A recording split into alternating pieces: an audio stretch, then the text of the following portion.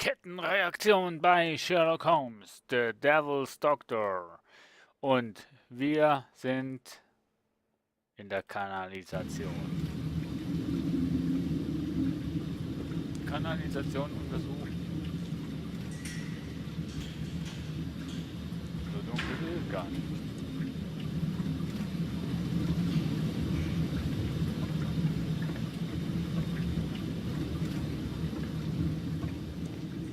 Ich hätte mir das jetzt dunkler vorgestellt. Server. London Server. Okay.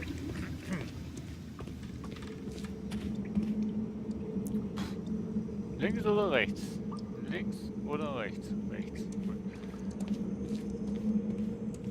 Mein Gott, wird langsam unheimlich. Unheimlich unter den Londoner.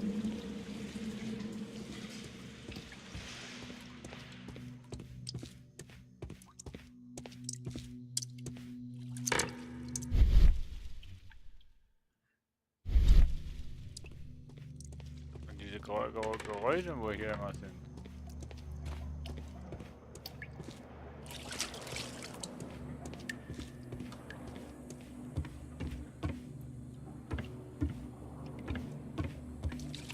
Tja, das ist eine Sackgasse. Nächstes Mal gehen wir links.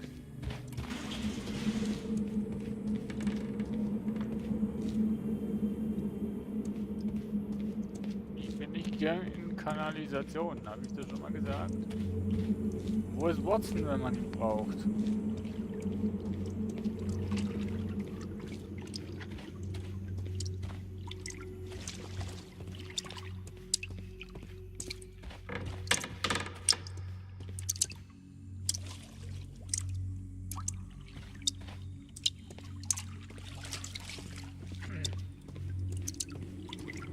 Man muss natürlich immer alles schön untersuchen, ne? Das ist ja zumindest mal hell hier, also. Was sind das für Geräusche, wo ich hier höre?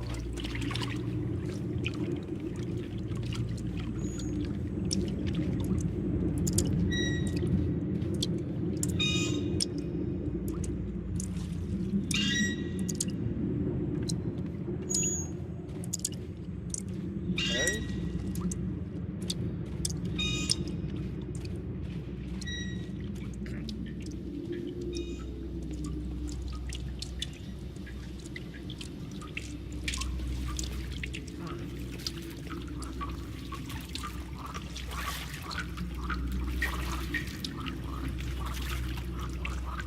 Das sind Frösche, oder? Also, für Privatdetektiv und kein Medikament. Keine Schlussfolgerungen ziehen durch Befragungen und Funde, aber ja auch nicht.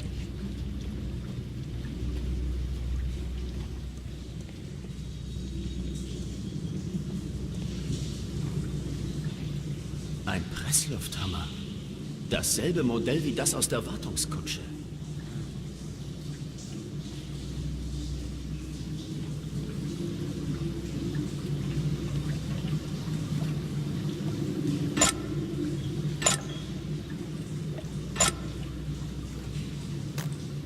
Keine Ahnung.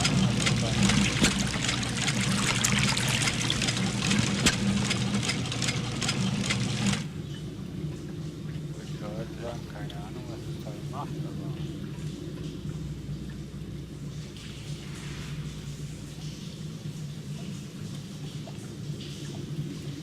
Ich habe es rausgefunden. Oder zumindest so halb.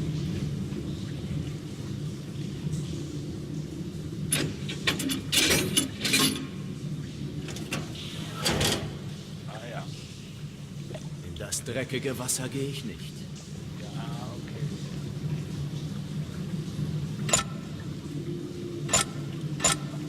Ja.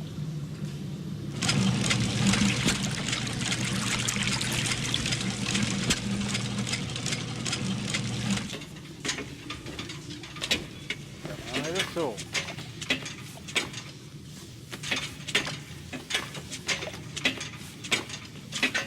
dreckige Wasser gehst nicht. Jetzt stehst du schon im Wasser. Ich meine, du gehst nicht schwimmen in dem dreckigen Wasser.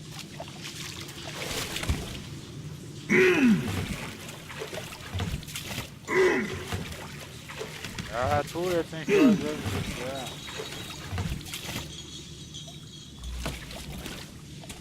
Ist das schon okay? Ja, das sollte okay sein.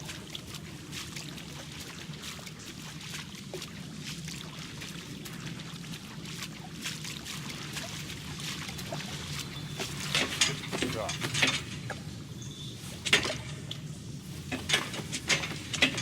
Dann gehen wir nochmal hoch.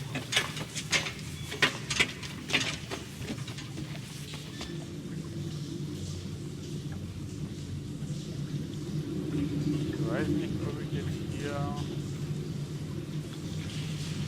Nee, ich muss eine Hälfte hoch. Halb voll machen.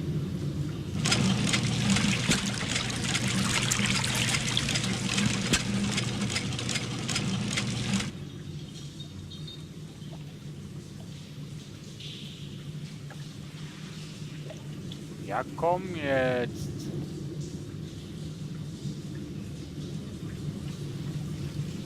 Wieso kann ich jetzt nicht drüber springen? Willst du mich verarschen?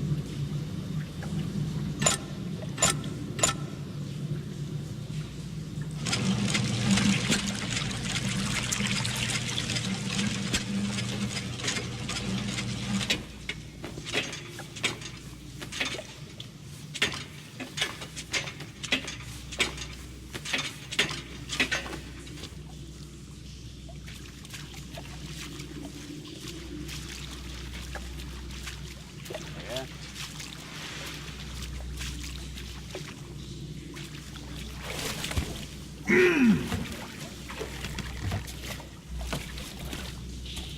Ach so, das Teil hat eine Begrenzung.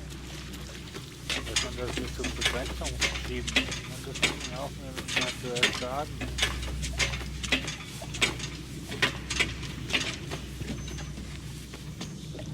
Woher soll ich denn das wissen? So. Dann haben wir mal halb voll. Hören wir das mal.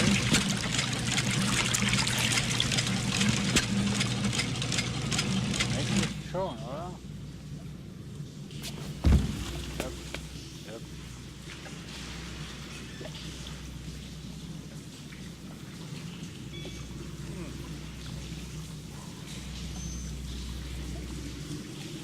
Eigentlich wollte ich ja gar nicht.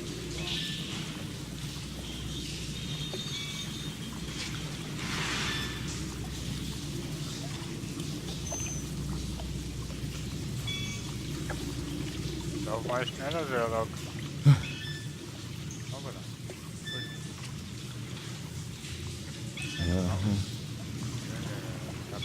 Hab dich, Holmes, ich hab dich. Glaube ich. Ich hab dich, irgendwo hab ich dich. So, hast es geschafft. Yay!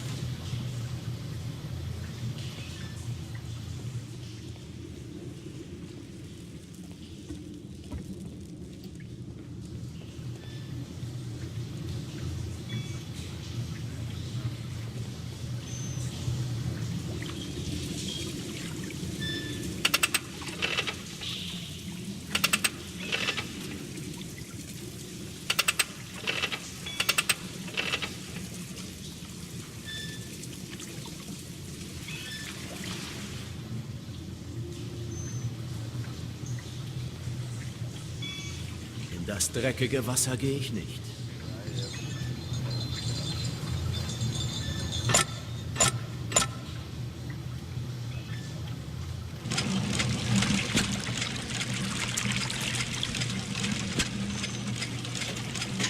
So.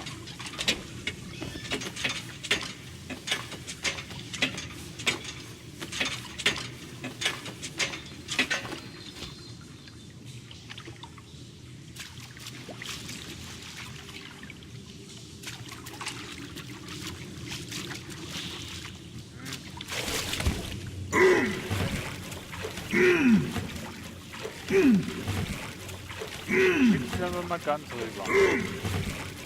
Ich weiß nicht, ob das richtig ist, aber ich... Kann ich das Teil auch von der anderen Seite schieben oder nicht? Könnte ich.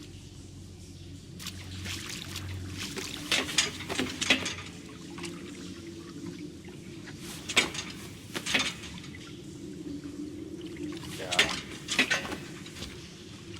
Will er nicht. Leider hat perfekt.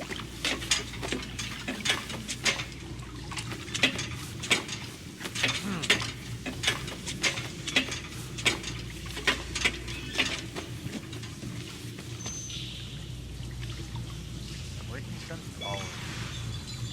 Doch, jetzt komme ich raus. Okay.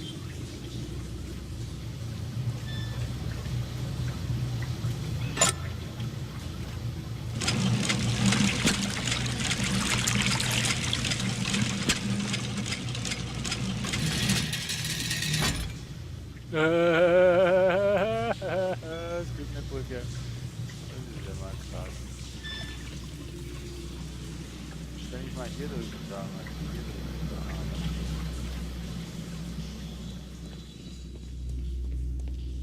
Nix. Was habe ich da drüben? Auch nichts. Hier hätte ich das Wasser. Pumpe, Wasserpumpe. Okay.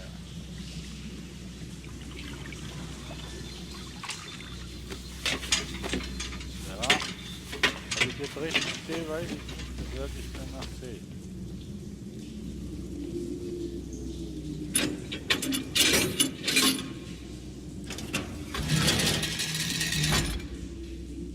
Pumpenlos.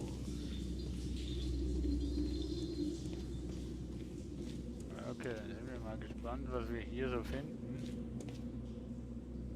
Metallpulver. Sieht wie Aluminium aus. Ein rotes Pulver. Angesichts der Umstände ist das vermutlich Eisenoxid. Oder ein rotes Pulver. Angesichts der Umstände ist das vermutlich Eisenoxid. Oder einfach Rost. Ach so, okay. Magnesiumstreifen.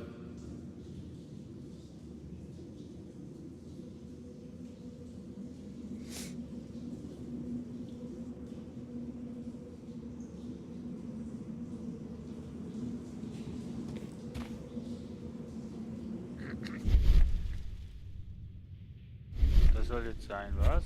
Also Bedeutung, wozu, weshalb?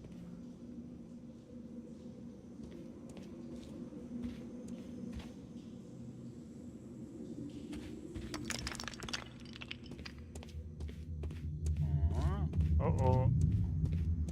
Ein Durchgang wurde in die Wand des Tresors geschmolzen. Sie ist noch warm. Der Plan der Rusko-Bande war es also, die Bank auszurauben. War nicht nur der Plan, das haben sie sogar geschafft.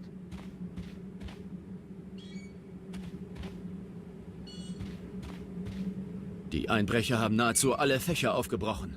Ihre Beute dürfte sehr groß gewesen sein.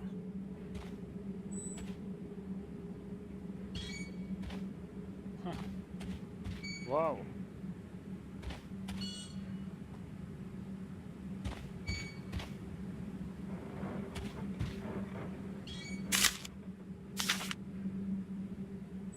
Eine Karte der Kanalisation mit Markierung. Jo. Jo. Warte mal, was steht da drauf? Also wir sind jetzt, keine Ahnung wo. Da ist glaube ich die Uhr. Ich habe keinen blassen Schimmer.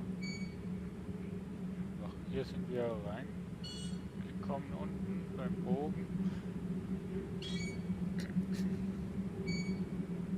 Dann da. Dann sind wir da rüber.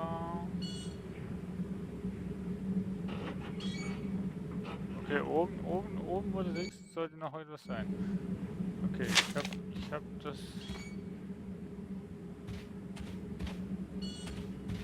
Die Einbrecher haben nahezu alle Fächer aufgebrochen.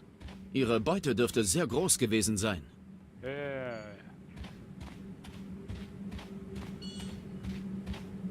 Dieser Tresorraum gehört der Bank von England. Ja. Steht so drauf. Okay. Wir haben einen biggest Bankraub gefunden. Guck mal. So, da ist die Brücke.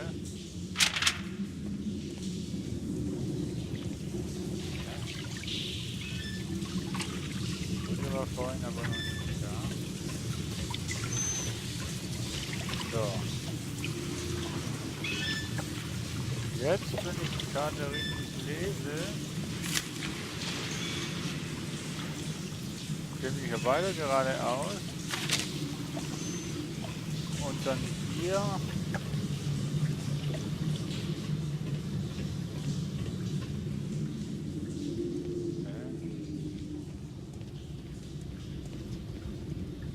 und dann hier über die Brücke. Da kam ich gar noch nicht nach. Kam ich gar noch nicht hin, weil ich keine Ahnung warum. So, und jetzt sollten wir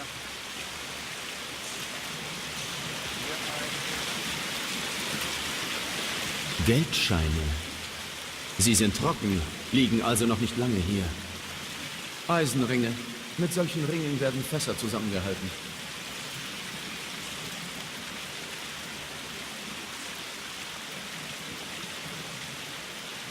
Diese Kippe ist trocken. Sie liegt noch nicht lange hier. müssen wir jetzt noch irgendwas da. Das Tabakaroma ist noch gut zu riechen. Es ist süß und nussig. Diese Kippe...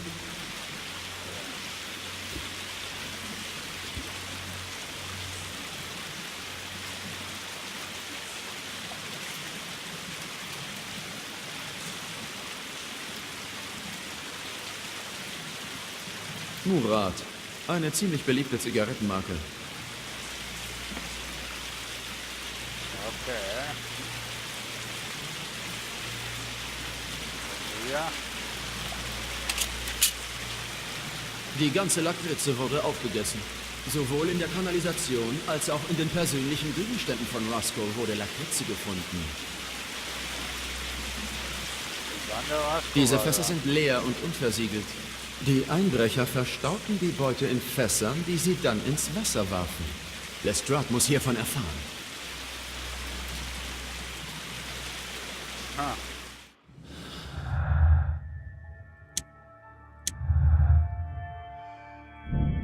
Einbruch in die Bank. Die Roscoe-Bande ist in die Bank von England eingebrochen. Das ist die Bank, bei der Thomas Garrett hohe Schulden hat.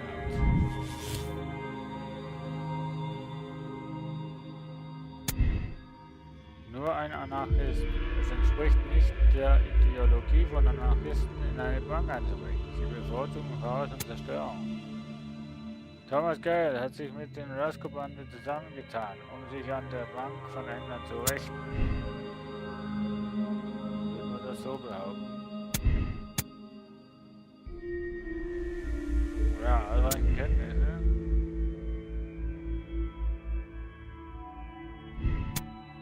Na gut, schon nicht.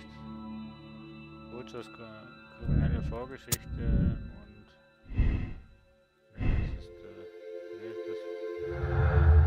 Passt so. Weit. Irgendjemand wusste über den Einbruch in der Bank Bescheid und brachte es fertig, die Roscoe-Bande gleich nach umzubringen. Garrett ist ein Mörder.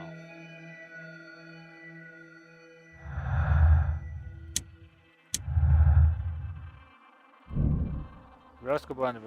Benjamin Fuller hat etwas mit der Roscoe-Bande zu tun. Er trägt die Tätowierung der Bande, hat aber versucht, sie zu entfernen. Fowlers neues Leben. Benjamin Fuller war früher Mitglied der Roscoe-Bande, aber das gehört mittlerweile der Vergangenheit an. Kriminelle wie Benjamin Fowler ändern sich nie. Seine Arbeit für die Stadt könnte eine Tarnung für seine verbrecherischen Aktivitäten sein. Ich glaube ihm schon.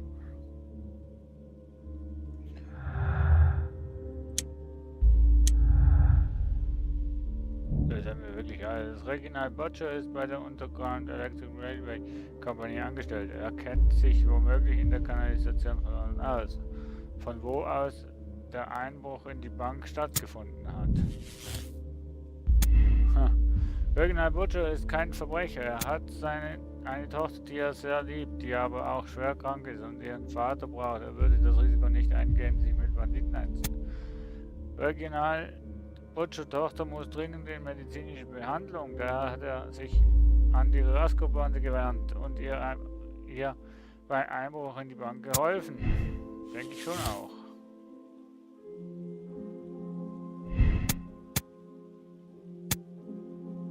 Das entspricht nicht der... Ja, scheiße. Bud Butcher ist ein Mörder. Reginald Butcher hat seinen Komplizen von der Rasco-Bande beim Einbruch in die Bank geholfen und sie dadurch wegen des Geldes umgebracht. Keine Gnade für Butcher. Reginald Butcher ist ein gefährlicher Verbrecher, der nicht nur... Ach du Kacke, hey. Scheiße. Ich meine, sowohl er wie auch...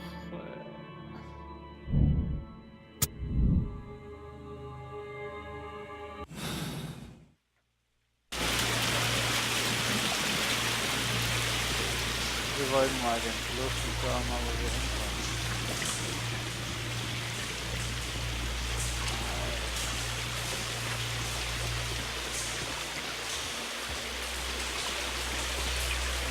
Tja. Scheiße. Boah.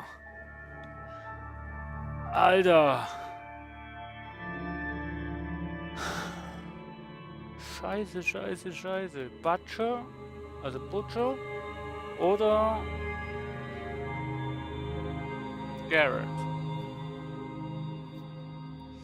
Wir schauen nach Butchers Fall. Butcher kennt sich. Ja, das ist aber so.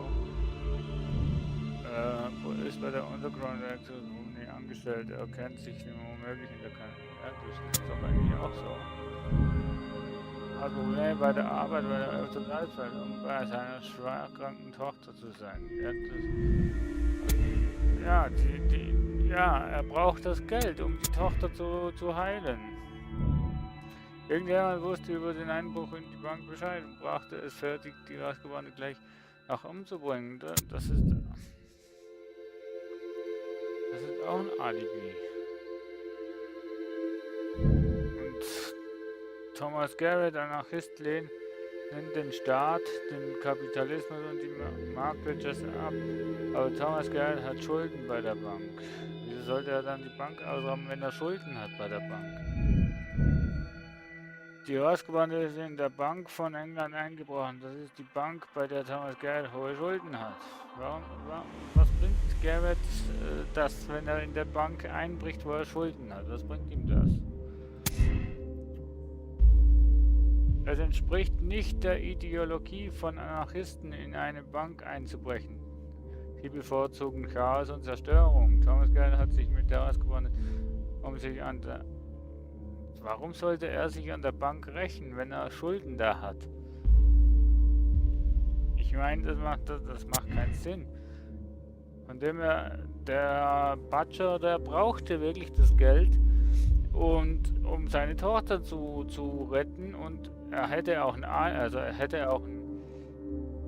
wie soll ich sagen, er hätte auch ein Motiv, die Rasco-Bande auszuschalten, damit er quasi nicht teilen muss und die ganze Beute für sich hat. Von dem her, ich bleibe bei dem Entschluss, Butcher ist ein Mörder. Reginald Butcher hat seinen Komplizen von der Rasco-Bande beim Einbruch in die Bank geholfen und sie danach wegen des Geldes umgebracht. Gnade, Butcher Tochter ist krank. Er sah sich gezwungen, in die Bank einzubrechen und dann seine Komplizen zu töten, um das Geld für die Behandlung zu bekommen. Er verdient Gnade, damit er seine Tochter retten kann. Ja, Tochter retten, das ist schon richtig, aber das... Ich sag mal, die größten Geldprobleme rechtfertigen doch nicht einen Bankeinbruch. Nee. Keine Gnade für Butcher. Reginald Butcher ist ein gefährlicher Verbrecher, der nicht nur in die Bank eingebrochen ist, sondern auch seine Komplizen ermordet hat. Er muss eingesperrt werden. Fuck. Ich meine, ja, er liebt seine Tochter über alles und er würde alles tun für seine Tochter, hat er selbst gesagt. Aber man kann ihn doch nicht ungeschoren einfach davonkommen lassen, nur weil seine Tochter schwer krank ist und der das Geld braucht. Das geht doch nicht. Nee. Ich meine, da könnte ja jeder im Prinzip sich einen Menschen zutun, der schwer krank ist und dann jeden Bankraub und so weiter, was er ausübt, damit belegen, ich brauchte das Geld, meine Frau oder meine Schwester ist todkrank und für die Operation brauchen wir so viel Geld und darum musste ich diese Bank ausrauben. Das geht doch nicht. Wisst ihr, wie ich meine? Nee. Ein Bankraub gibt nirgendwo Berechtigung, dies zu tun. Egal wie die persönlichen Situationen zu Hause oder im Privaten ist. Nee, keine Gnade für ihn. Ich habe jetzt lang genug über die ganze Situation diskutiert mit euch und ich hoffe, ihr könnt einigermaßen verstehen, warum dass ich keine Gnade im Gegenüber zeige.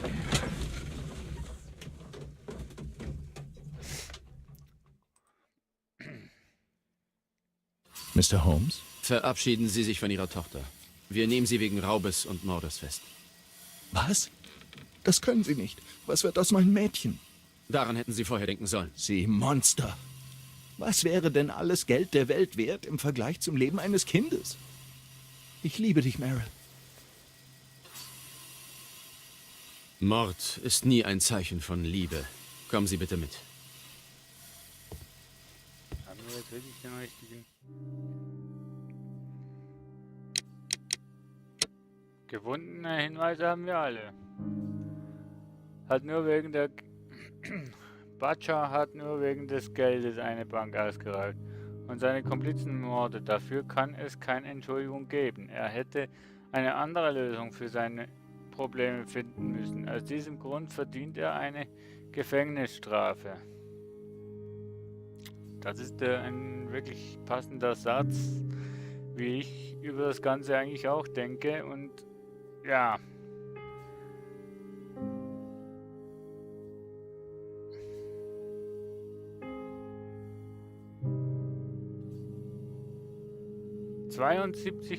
Nee. 82% aller Spieler haben, ich weiß es nicht, ob sie für den Butcher gewählt haben, aber auf jeden Fall Gnade Butcher gegeben oder sogar den anderen als verdächtig gesehen. 18% sind doch auch der gleichen Meinung wie ich, dass dieser Butcher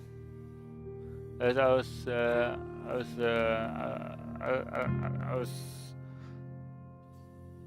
Hilfestellung zu seiner Tochter gemacht hat, aber dies trotzdem keine Entschuldigung ist, dass er es gemacht hat. Und das ist okay. Wir haben alle Beweise gefunden und es gibt kein richtig oder kein falsche Entscheidung in diesen Situationen, sondern das sind einfach, ja, das sind Entscheidungen, wo Fakten bestehen und ja, es ist schwierig nicht zu vermuten, aber ne, da gibt es kein richtig oder falsch, das sind einfach Entscheidungen, die man im Leben allgemein halt trifft. Wenn ein Richter da einen Fall hat, dann hört er sich das und das an und dann wird entschieden, da gibt es auch kein, also ja doch, es gibt schon richtig und falsch, aber in solchen Situationen gibt es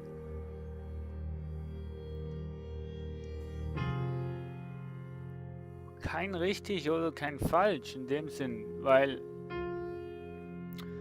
wir haben jetzt Beweise, Hinweise zusammengenommen und haben daraus halt Schlussfolgerungen gemacht. Und Schlussfolgerungen, die können nie richtig oder falsch sein. Die sind einfach Schlussfolgerungen und ich denke, das ist die Schlussfolgerung, die am nächsten an das gescheiteste Ergebnis rankommt, sage ich jetzt mal. Achtung, Sie sind gerade dabei, den Fall abzuschließen. Dabei werden Sie Spielstände für diesen Fall gelöscht. Mit Nein können Sie eine andere moralische Entscheidung fällen. Mit Ja bestätigen Sie Ihre momentane Entscheidung und beginnen ein neues Kapitel. Ja. Ja. Fieberträume, es geht weiter. Bis zum nächsten Mal. Tschüss.